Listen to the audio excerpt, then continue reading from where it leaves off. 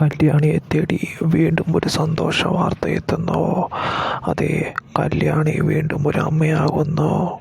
കിരണും കല്യാണിക്കും വീണ്ടും ഒരു കുഞ്ഞ് ജനിക്കാൻ പോവുകയാണ്. അതെ, അമ്മ മരിച്ച ദുഃഖത്തിനിടയിലും കല്യാണിയെ തേടി ആ സന്തോഷ വാർത്ത അധികം വൈകാതെ തന്നെ എത്തുകയാണ്.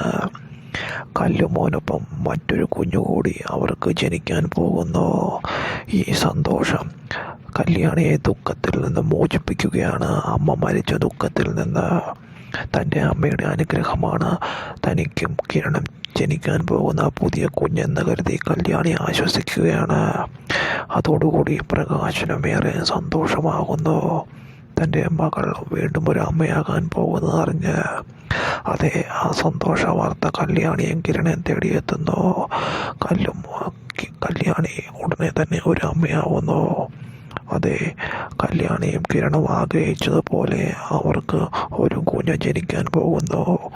കല്ലുമോനൊപ്പം ഒരു കുഞ്ഞ് വേണമെന്നുള്ളത് അവരുടെ ഏറെ നാളത്തെ ആഗ്രഹമായിരുന്നു. എന്തായാലും